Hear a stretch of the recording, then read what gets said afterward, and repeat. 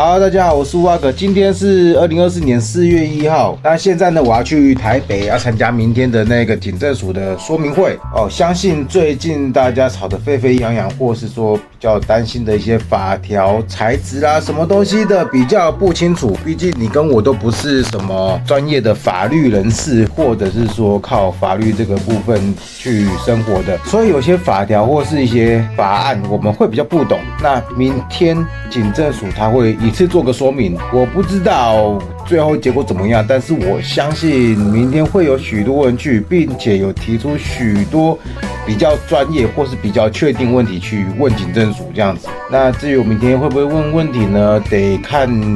那些朋友有参加朋友呢问的问题有没有到我们要 take 的点，如果没有 take 到，我会再去问。那主要就是问说，就像 Q 猫讲的那些瓦斯枪啊，法令上面的瓦斯枪啊、空气枪啊，或者是其他什么动力的枪，不管就是他们所法条所指那些枪，是不是我们生存游戏使用的那些 BB 枪，又或者是说软气枪 Airsoft 这种枪那这个一定要问清楚。我觉得如果这个问清楚之后，我们再去做接下来他所说的一些材质啊，大家比较担心的是材质嘛。那问清楚到底是针对什么枪之后，再接下来那些材质的东西，才是真的确定我们要该关心的事情。明天没有别人问说确定什么枪的话，那我会问出来。那如果有的话，那就是给其他人再多继续问。那我这次的影片最多就是访问然后以及说许多人的提出疑问，那警政署回答我就直接贴上他的回答给大家看大家就比较安心一点，或是比较清楚我们该怎么做了。那现在已经9点01分了，我要去台北了。那我们现在就话不多说，直接去台北 Go。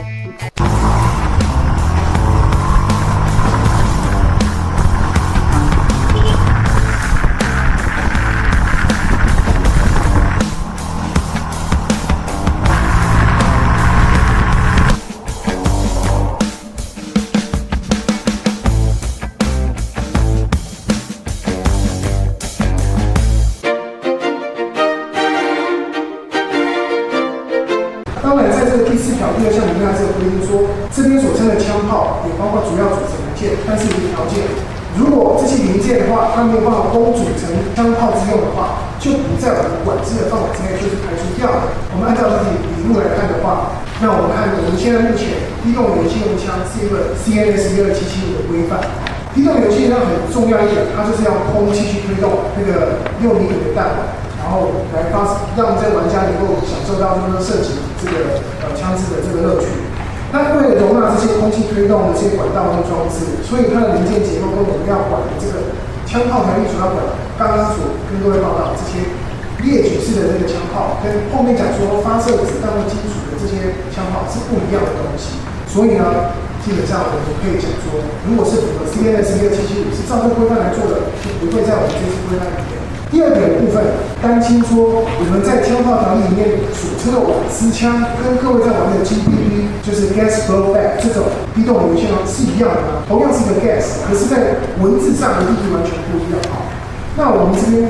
这边我们在枪炮条例里面所称的瓦斯枪是指我们叫做催泪瓦斯的发射器。那大部分都是政府机关，特别是执法机关所使用的。那这部分它为了要发射催泪瓦斯弹，它是要驱离就是非法聚众这些民众，因为他聚众然后暴力滋事破坏社会的治安，要把这些人群驱散，用催泪瓦斯是一个手段。那目的要防止暴力的这个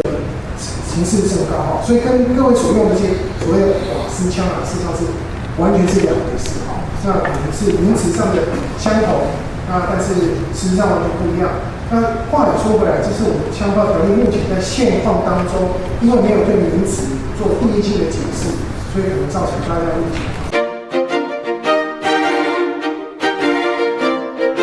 单元发射及选择装置这事实上是一个好懂的东西但是这是一个国际我们就是跟国际警察有合作有交流，我们从国外得到的情资这个案子是发生在美国，而且不是一个个案已经很多案。看各位看左边那个图它是装在那个枪的后面，然后它的转过来的形状就是这个一个尖尖的像一张，这个是格纳的这个剖面图，它这个白色的部分，然后打圈的部分呢，就是所谓的就是半自动这个击发的一个机制。它这个装上去之后，它就阻止它所谓的半自动的停止的机制，变成枪支变成全自动。各位在160轻龙枪里面，你们那个就是说那个单元发的选择钮，实际上跟这完全不一样。这个是要去大规模的杀伤，那跟你们在所使用的东西是完全不一样。我们要管制的是未来预防有可能造成悲剧的情况，我们先做管制。这个简易管哦，现在把它变成金属的结构，所以跟我们玩具用的那个塑胶的材质截然不同。这个我们会把它放到通道里面去。我们可以第二个。它有这个结构，能够消除它那个一锅菜饭。那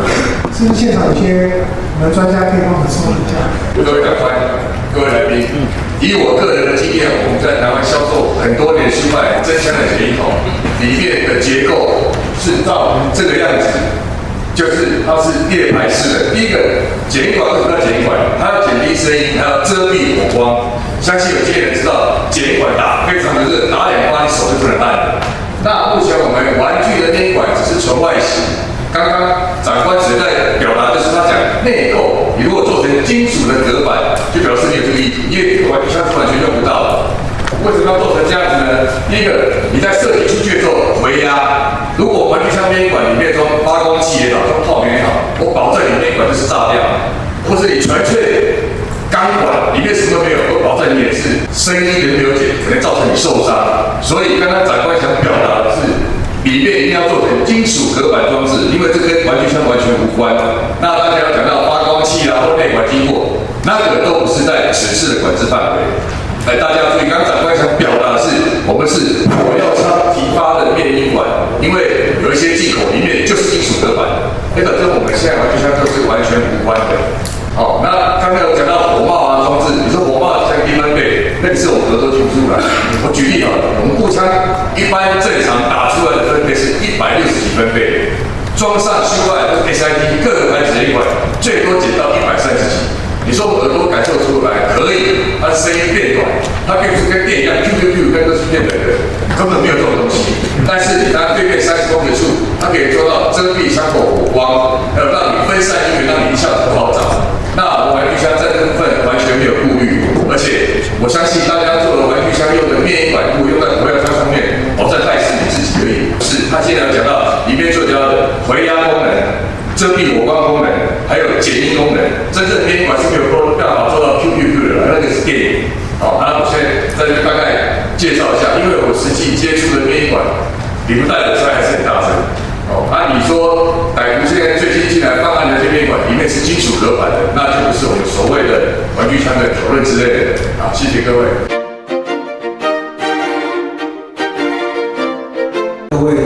长官以及同好业者还有业者，大家好。那我想要请问的问题比较简单一点，也偏向玩家的，就是如果今天我们这条法案已经过了，那要派予到我们的所谓基层的员警去做执行，那相信有许多员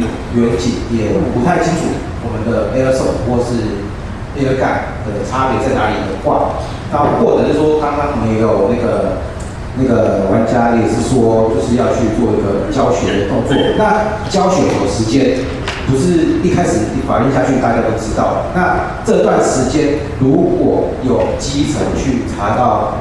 玩家一般我们的 airsoft 的杠 ，airsoft 的话，那拿去验了，或是造成我们玩具的损伤，那这个部分有没有相关的赔偿或是其他的应对方式？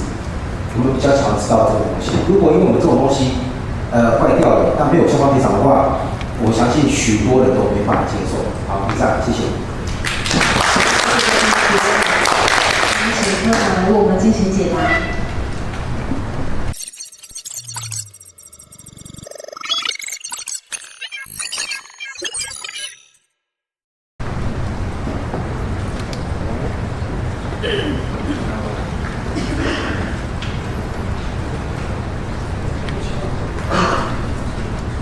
检验的过程如果有就是损伤的部分，我们一般的处理原则是怎么样？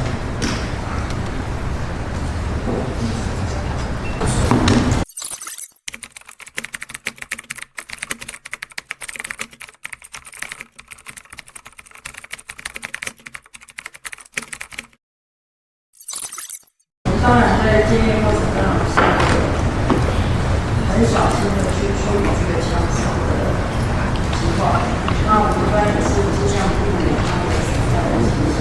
那到目前为止，在运行上面设计有说，在这个动用上面我们要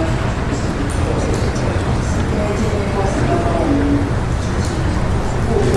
要很谨慎的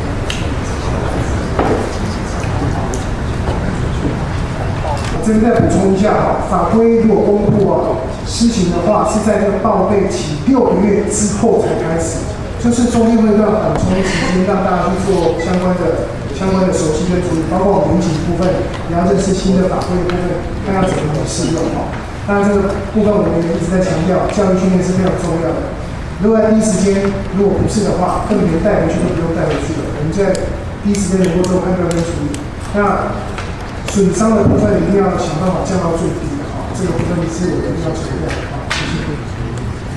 谢谢科长为我们的解答。好的，那影片最后呢，我跟大家分享我对于这次开会的感想。首先呢，我给这次的会议分数是80分，不管是这次出来说明人员，还是警政署的态度，又或者是说双方对于法条上面的讨论以及论点，我觉得值得给他这么高的分数。那当然啦，如果硬要挑的话，就是我提出的一些问题呢，他没有给出一个比较明确的答案，但是他最后也有说可以再做讨论。那另外对于这次开会呢，不管是比较激进的发言，又或者是说比较理性的讨论，都让我想到国际桥牌社2的其中的台词：政治不是你死我活的决斗，而是你进我退，我进你退的 Tango。大家都在寻找损伤最小的决策而已。但是今天至少这次警政署有明确说明，不是针对我们 Airsoft， 并且还现场有许多委员的支持，基本上对我们这些生存游戏玩家来说，已经算是一个很大的进步了。那这边也要特别感谢对于这次修法，不管是实际上参与的厂商或者是玩家也好，又或者是说没有参与但是有持续关注的朋友也好，